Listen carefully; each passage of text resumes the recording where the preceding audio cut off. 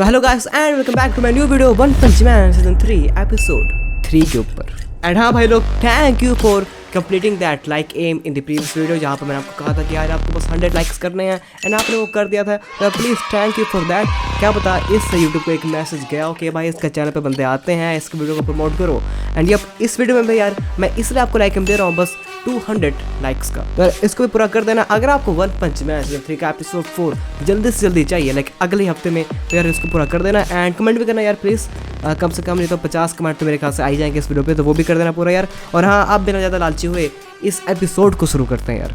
तो यहाँ पर इस एपिसोड की शुरुआत होती है फ्रॉम द प्रीवियस एपिसोड, यहाँ पर हमने देखा था कि गारो मॉन्स्टर एसोसिएशन से भाग जाता है। एंड देन यहाँ पर मॉन्स्टर एसोसिएशन का head Garou Royal Ripper and Bug God जैसे एक बहुत ही पावरफुल मॉन्स्टर उसके पीछे लगाते हैं उसको ऑब्जर्व करने के लिए। एंड देन यहाँ पर वो उसको फाइंड कर लेते हैं विद टारियो, एंड यहाँ पर इस एपिसोड की शुरुआत होती है। देन तो यहाँ पर रॉयल रिपर गारो से कहता है कि गैरो ने हमको ऑर्डर दिए थे तुमको ऑब्जर्व करने के लिए कि क्या तुम हमारे कैंपेनियन बनने के लायक हो या नहीं, लेकिन तुम एक बहुत बड़े डिसअपॉइंटमेंट हो, तुम एक मॉन्स्टर नहीं हो बल्कि तुम एक मॉन्स्टर बनने की एक्टिंग कर रहे हो। जिसके बाद यहाँ पर गारो उसका रिप्लाई देता है और कहता है कि हे सुन मेरी बात गरम टट्टी, एक्चुअली मैं तुम मेरे से नहीं बल्कि मैं तुमसे ज्यादा डिसअपॉइंट हुआ हूँ तुम्हारी ये लापरवाही देखकर कि तुम बिना डरे मेरे सामने इस तरह आ गए। जिसके बाद यहाँ पर सडनली भाई रॉयल रिपर कहता है कि अच्छा अगर ऐसी बात है तो किल दैट चाइल्ड, उस बच्चे को मार के दिखाओ मेरे सामने। देन यहाँ पर बग गॉड कहता है कि हम मॉन्स्टर्स बहुत पहले ही अपनी ह्यूमैनिटी को छोड़ चुके हैं पीछे, और अब हम इस वर्ल्ड का इस अर्थ का पार्ट नहीं है। वी आर मॉन्स्टर्स, हमको अपनी ह्यूमैनिटी को मारना पड़ता है एंड इसलिए तुमको भी ये करना पड़ेगा। देन यहाँ पर रॉयल पर कहता है कि हमको वैसे भी अपने मॉन्स्टर एसोसिएशन में कोई हाफ एस मॉन्स्टर्स नहीं चाहिए, हमको एक फुल मॉन्स्टर चाहिए जो कि हमारे कहने पे कभी भी किसी को भी मार दे, वो भी अपने विल पे। तो तुम्हें अपने आप को प्रूव करने के लिए और हमारा ट्रस्ट जीतने के लिए ये करना ही होगा। अब यहाँ पर गारो बहुत ही सीरियस हो जाता है और कहता है तारियो से कि हे तारियो जल्दी से अपने घर जाओ। तब यहाँ पर तारियो कहता है कि लेकिन अंकल मेरे पैर कहाँ पर हैं, मैं खड़ा नहीं हो पा रहा। तब यहाँ पर गारो चिल्लाकर कहता है कि जल्दी से उठो और अपने घर जाओ। तुम्हें ऐसा क्यों लगता है कि बाबा कोई तुम्हारा हाथ पकड़ के तुमको प्रॉब्लम से बाहर निकालेगा? ऐसा नहीं होने वाला है, तुम्हें अपनी हेल्प अपने आप करनी पड़ेगी। एंड इसलिए बुक फेंको और यहाँ पर खड़े होकर अपने घर भाग जाओ। तुम्हें अपनी हेल्प खुद करनी होगी एंड स्ट्रॉन्ग बनना होगा, तो इसलिए खड़े हो जाओ। कि तभी यहाँ पर पीछे से रॉयल रिपर टारियो पे हमला कर देता है, लेकिन यहाँ पर गारो उसके अटैक को रोक लेता है एंड उसको एक किक मार के दूर फेंक देता है। एंड तभी यहाँ पर टारियो भी भाग लेता है। देन यहाँ पर बग गॉड कहता है कि तुम अपने आप को एक मॉन्स्टर कहते हो लेकिन तुमसे अभी एक भी बंदा मारा नहीं गया है, तुम बहुत ही वीक हो गारो, एंड हमको ऐसे वीकनेस की जरूरत नहीं है अपने मॉन्स्टर एसोसिएशन के अंदर। और ये सुनकर गारो कहता है कि तुम्हारा एटीट्यूड मेरे को बहुत ही गुस्सा दिला रहा है। एंड तब यहाँ पर गारो भी अपने स्टैंस में आ जाता है एंड देन यहाँ पर 2 वर्सेस 1 की फाइट चालू हो जाती है। अब यहाँ पर हमारा सीन शिफ्ट होता है from there fight to Gairo और मॉन्स्टर एसोसिएशन हाइड आउट। यहाँ पर ये मॉन्स्टर फिनिक्स मैन गैरो से पूछता है कि तुमने royal Ripper and Bug God जैसे मॉन्स्टर क्यों भेजे हैं गारो के पीछे उसको ऑब्जर्व करने के लिए, क्योंकि वो दोनों कोई भी ऑब्जर्वर नहीं है बल्कि वो बहुत ज़्यादा अग्रेसिव है नेचर में। देन यहाँ पर गैरो कहता है कि हैं तुम ये मेरे से क्यों पूछ रहे हो, मेरे ख्याल से तो तीनों बहुत अच्छे से ब्लेंडिंग करेंगे एंड क्या पता वो ब्लेंडिंग होकर बहुत सारे हीरोज को भी वहाँ पर मार दें। देन यहाँ पर फिनिक्स मैन कहता है कि ओके अपना मजाक बंद करो, वो तीनों एक ही नेचर के हैं, बहुत ही अग्रेसिव, एंड यहाँ पर कोई चांस नहीं है कि वो तीनों आपस में कोऑपरेट कर पाएंगे। एंड स्पेशली रॉयल रिपर, वो बंदा तो बहुत ही ज़्यादा ईवल है। यहाँ पर मॉन्स्टर्स भी उसको इग्नोर करते हैं एंड उसके अंदर बस एक ही भूख है लोगों को मारने की। तो यहाँ पर क्या पता वो कैरिड अवे हो जाए एंड गारो को जान से ही मार दे। देन यहाँ पर गैरो एक बहुत ही इंपॉर्टेंट बात करता है, वो यहाँ पर कहता है कि जब रॉयल रिपर गारो के पास जाएगा तब यहाँ पर गारो के पास और भी अपॉर्चुनिटी होगी अपने आप को ग्रो करने के लिए। ये सुनकर फिनिक्स मैन बहुत ही हैरान होता है कि ग्रो करने के लिए। देन यहाँ पर गैरो बताता है कि गारो कोई भी ऑर्डिनरी ह्यूमन नहीं है, वो एक बहुत ही unique and one of his kind है। गारो को जितनी ही डैमेज एंड चोट पहुंचेगी वो उतना ही ग्रो होगा। और यहाँ पर मेरे को ये भी देख रहे हैं कि जब गारो किसी मॉन्स्टर से फाइट करेगा फर्स्ट हैंड तो वो किस तरह उसको संभालेगा। फिनिक्स मैन यहाँ पर गैरो से पूछता है कि गैरो एक्चुअली में तुम्हारा प्लान क्या है, तुम किस चीज़ के लिए एम कर रहे हो इधर। गैरो यहाँ पर देन कहता है कि तुम्हें क्या लगता है कि मॉन्स्टर रोची कहाँ से आए होंगे। फिनिक्स मैन कहता है कि I have no idea. Gairo कहता है कि मॉन्स्टर रोचे भी पहले बस एक नॉर्मल ह्यूमन बीइंग थे गारो जैसे, but after countless failures and sacrifices वो मॉन्स्टर किंग मॉन्स्टर ओरोची बन गया। एंड हाँ, मैंने उसको बनाया है। ये सुनकर फिनिक्स मैन बहुत ही सरप्राइज हो जाता है कि सही में यू मेड दैट थिंग कैरागोरो यहाँ पर कहता है कि यस, और मुझे बस वो मेथड पता है कि ये कैसे करते हैं। एंड गारो एक यूनिक स्पेसिमेन है। मैंने यहाँ पर ऑर्डर दे रखे है रॉयल रिपोर्ट को कि वो पूरा वर्ल्ड जा सकता है गारो के ऊपर। एंड अगर यहाँ पर गारो मर जाता है देन वो हमारे कोई काम का था ही नहीं, लेकिन अगर वो यहाँ पर इसको सर्वाइव कर लेता है then with proper culturing and nourishing Garou can be the new monster king. And then यहाँ पर ये सुनकर यार हमारा सीन शिफ्ट होता है from them to zombie man. यहाँ पर ज़ॉम्बी मैन अपने आप से बात कर रहा होता है एंड यहाँ पर वो बहुत दिनों से कुछ ग्रुप ऑफ पीपल को इन्वेस्टिगेट कर रहा होता है। एंड यहाँ पर फाइनली वो उनका पता लगा लेता है। यहाँ पर वो एक गोरिल्ला को, and you know that gorilla from house of evolution, यहाँ पर फाइनली ज़ॉम्बी मैन को उनका हाइड आउट मिल गया होता है। और यहाँ पर वो कहता है कि वो ऑर्गेनाइजेशन जिसका पूरा मोटिव यही है कि वो पूरी दुनिया को तबाह करना चाहती है बाय द एवोल्यूशन, आज मैंने उनके हाइड आउट का पता लगा ही लिया finally after so many years. And आज वो अपने काल से मिलेंगे। मैं ज़ॉम्बी मैन यहाँ पर आ चुका हूँ। देन यहाँ पर ज़ॉम्बी मैन उस दुकान पे जाता है जहाँ पर गोरिल्ला सरसों का साग एंड मक्के की रोटी बेच रहा होता है। यहाँ पर वो ज़ॉम्बी मैन से पूछता है कि हाँ भाई क्या चाहिए तेरे को, लगाओ मैं एक मक्खन मार के पराठा एंड आलू छोले। तभी यहाँ पर ज़ॉम्बी मैन उसके सिर पे अपनी पिस्तौल तान देता है और कहता है कि मैं हूँ ज़ॉम्बी मैन, एक हीरो जिसके पास एक इमॉर्टल बॉडी है। एंड क्या सब्जेक्ट 66 तुम्हारे दिमाग की कभी बत्ती जलाता है। एंड ये देखकर गोरिल्ला बहुत ही हैरान हो जाता है कि a hero from a house of evolution, ये तो बहुत ही रेयर बात है। जिसके बाद यहाँ पर ज़ॉम्बी मैन इस हाइड आउट के अंदर जाता है एंड यहाँ पर वो इस हाइड आउट को देखकर चक्का बक्का हो जाता है। यहाँ पर एक छोटे से रूम को देखकर वो बिलीव नहीं कर पाता कि ये है अब हाउस ऑफ एवोल्यूशन का न्यू हाइड आउट।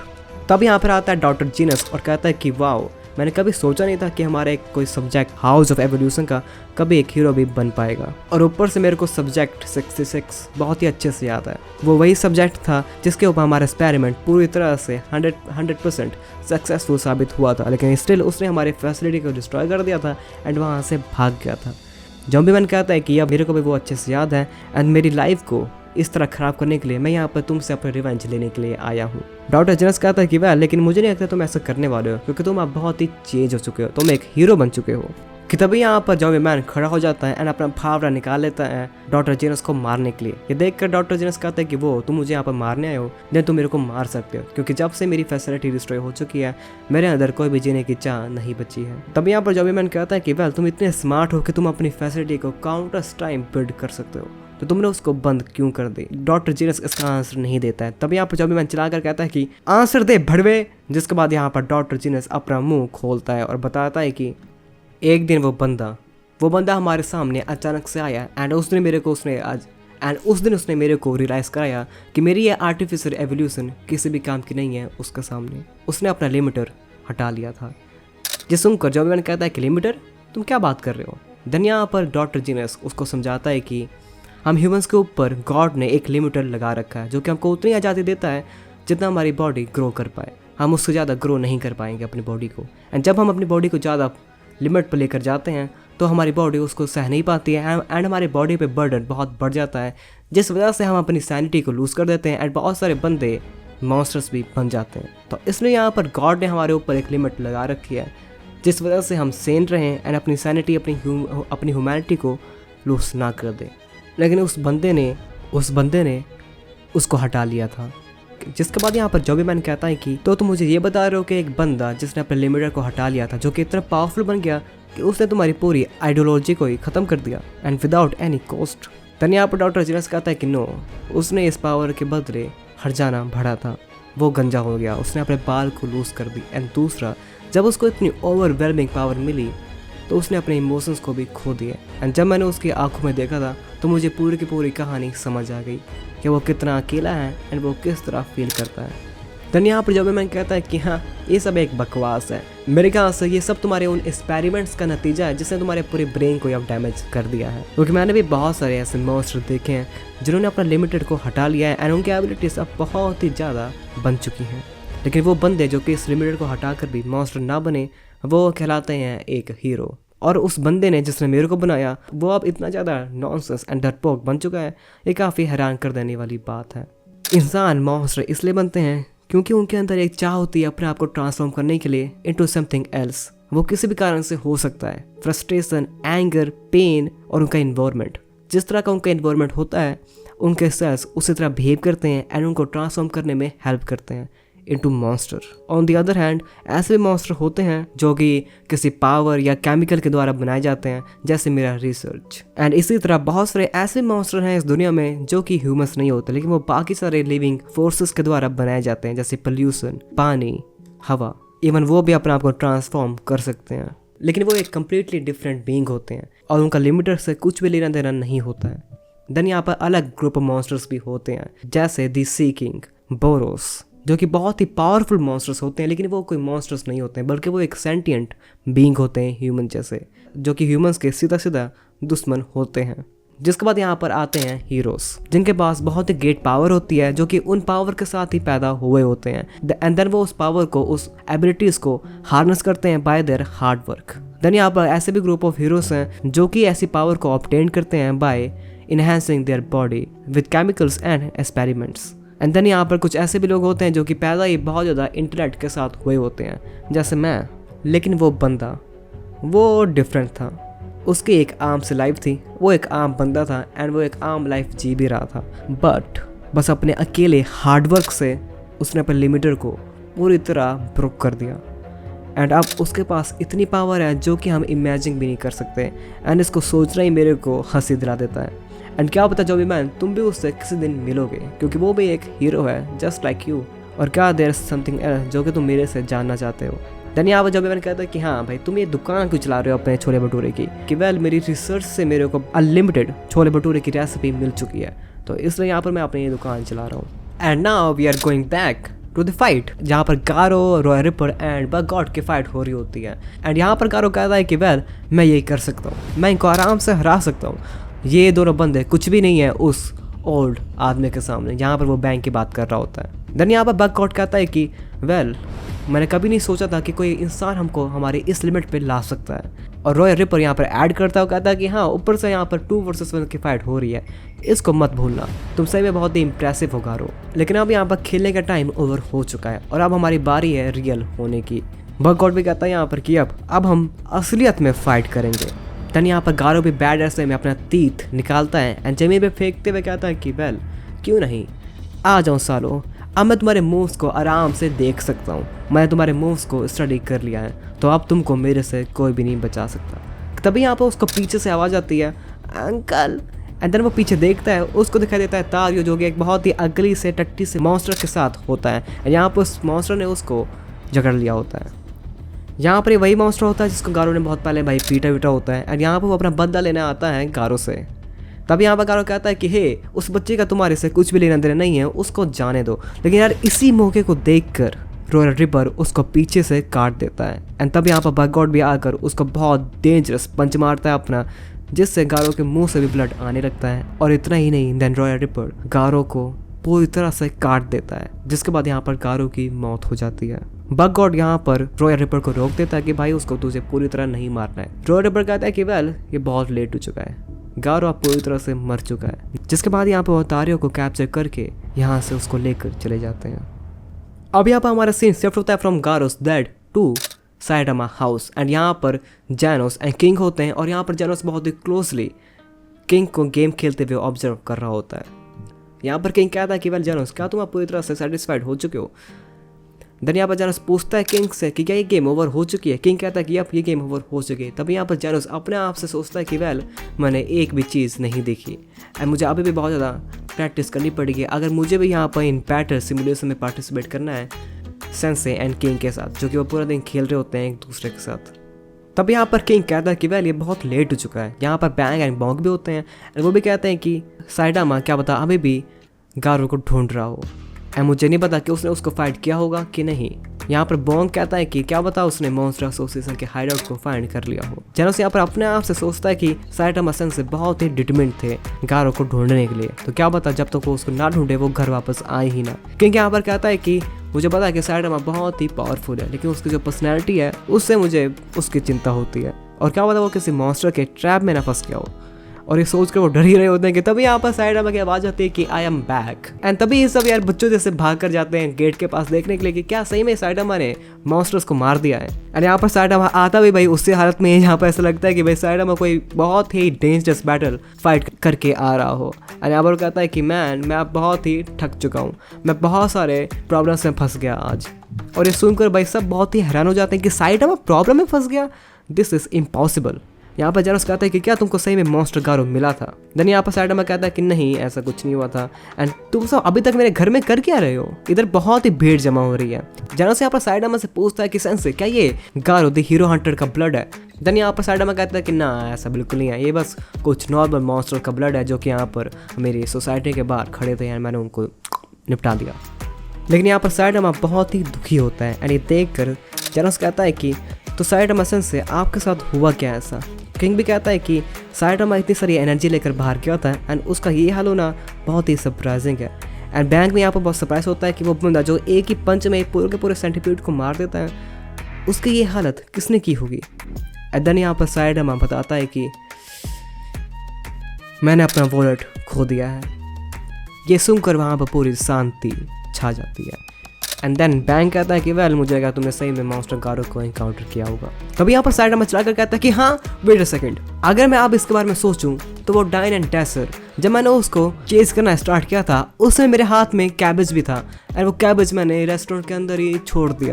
जिसके बाद यहाँ पर यार जेनोस बीइंग अ गुड स्टूडेंट कहता है कि ओके मैं उसको लेकर आता हूँ अभी रेस्टोरेंट से। तभी यहाँ पर बैंक उसको रोक देता है और कहता है कि नो भाई तुम इस हालत में बाहर नहीं जा सकते। बॉन्ग कहता है कि वेल वो बस एक कैबेज था, हम सब क्या यहाँ पर पागल हो रहे हैं क्या? तभी यहाँ पर भाई रिंग बजती है और देन यहाँ पर जेनोस गेट खोलता है और यहाँ पर होती है हमारी फुबुकी। यहाँ पर कहते हैं कि वेल यहाँ पर तो मुझे सब चिल लग रहा है और साइडामा तुमने अब लिमिट क्रॉस कर दिया।